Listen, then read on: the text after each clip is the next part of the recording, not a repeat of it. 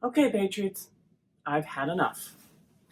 It's time to retake the rainbow and give it back to God where it belongs.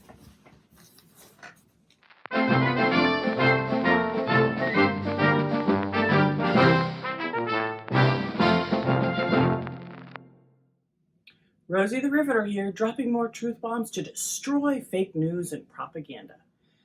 Before we get started, please take a moment to like this video and subscribe to my channel. It really does help share the truth with more people. Don't forget to hit the notification bell as well to get new videos when they are uploaded. Now let's get into today's riveting topic. Thanksgiving weekend, my 10-year-old daughter decorated our tree. She loves the rainbow, partly because she likes all the colors together, but primarily because of what it truly stands for. So she made a rainbow on the tree using the Christmas bulbs. To my horror, my first concern was, is someone going to see this and think we associate with and support the Pride movement? When we told my sister about it, her first reaction was connecting it to the LGBT community as well. I know I personally refrained from wearing and using the rainbow because of the social implications that comes with it, and by doing so, I'm letting Satan win this battle. Let me show you how insane this movement has gone and why it's time we stand up now and take back the rainbow. Occasionally, Michael Knowles of the Daily Wire reviews TikTok videos and comments on them. One creator recently demonstrated the woke rainbow insanity we are now forced to endure. Next character is Joseph. Joseph is Jacob's son. Jacob gave Joseph a beautiful rainbow tunic. The Hebrew word in the Bible to say the tunic is the same word that describes the garb that virgin daughters of the king would wear. Joseph was the first drag queen. Michael directed his comments to the clothing at the time and how everybody wore robes and using the same word for those robes. So trying to claim that Joseph wore one designed only for a virgin daughter of a king is a bit of a stretch and willfully ignorant, in my opinion. What stood out to me, however, is she said that Jacob gave Joseph a rainbow coat. No, not even close. The event is recorded in Genesis 37, and the NIV translation calls it an ornate robe. The New King James Version describes it as a tunic of many colors, and the New English translation just says a special tunic with a footnote stating, it is not clear what this tunic was like because the meaning of the Hebrew word that describes it is uncertain. The idea that it was a coat of many colors comes from the Greek translation of the Old Testament. An examination of cognate terms in Semitic suggests it was either a coat or tunic with long sleeves, or a tunic that was richly embroidered. It set Joseph apart as a favored one.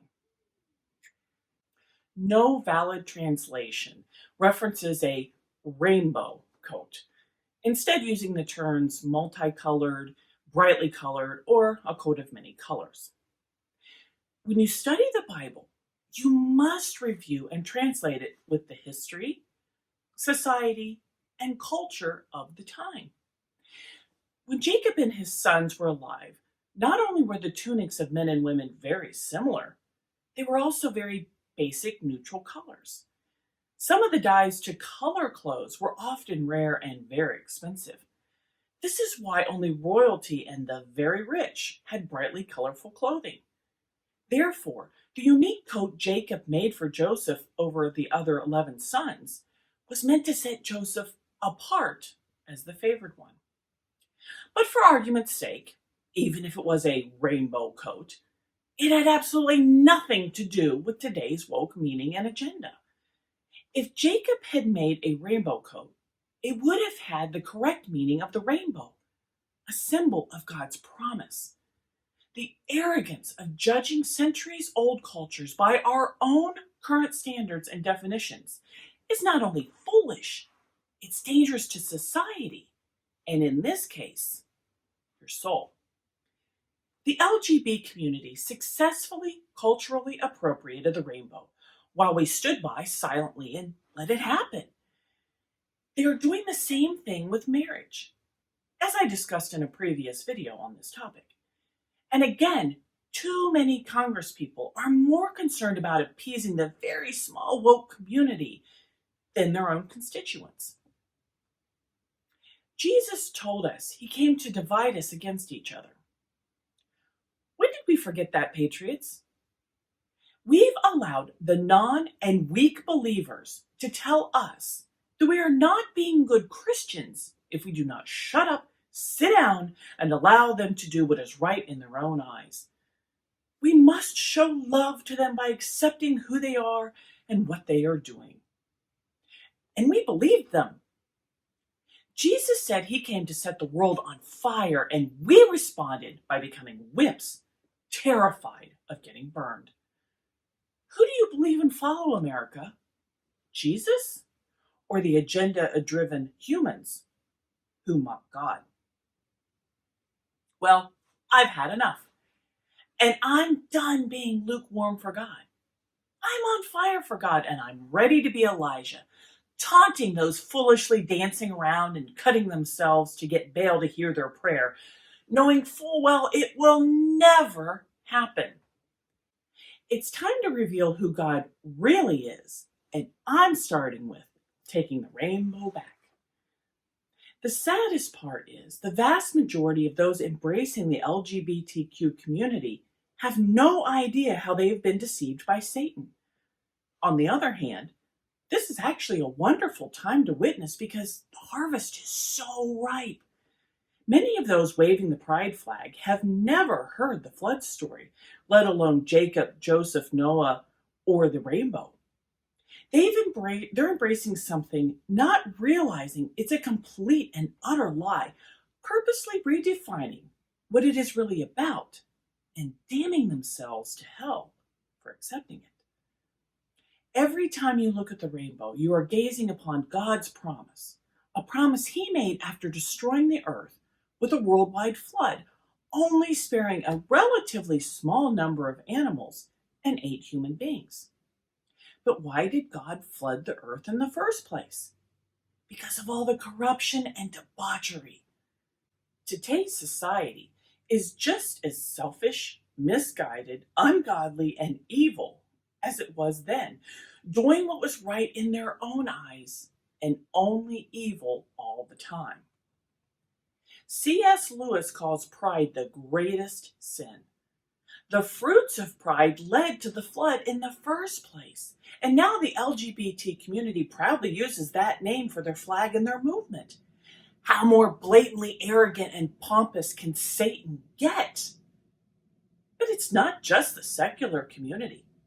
Clergy and churches promoting the rainbow flag and the LGBTQ community, unless they repent, will be held accountable for misleading their flock, as they should know better. God will not count them blameless. Because of mankind's pure evil, including violence, wickedness, and what God called an abomination, homosexuality and sexual immorality, God destroyed the earth. Satan, the father of lies, appropriated the very symbol God sent to promise never to destroy the world with a flood again, taunting God with the continued wickedness of man, and in essence, flipping God off, knowing God never reneges on his promises. These woke TikTok creators and those echoing their same arguments want to define God and Jesus and place them in a box they designed for them last week. Their worldview is seconds old compared to creation. To think that what happened in biblical times fits into the narrative is quite frankly ridiculous. But isn't that exactly how Satan works? I want my daughter to proudly wear the rainbow, holding to God's promise and covenant he made, which he sealed with this symbol, without having to worry about being assumed that she is supporting the TikTok creator's ignorant attempt to redefine God and his word and a movement God strongly speaks against. It's time we take back the rainbow and educate the world on the true, beautiful meaning of it. A great place to start is the Ark Encounter in Williamstown, Kentucky. They're doing a fabulous job explaining Noah, the flood story, and restoring truth to the rainbow. If you have a chance, I suggest you plan a visit and join the efforts to make the rainbow biblical again. Be warned, America, God will not be mocked. He promised to never destroy the world with a flood again, but he has also promised that when Jesus returns, he will destroy it with fire. Better get on the ark now, friends, because that one is for keeps.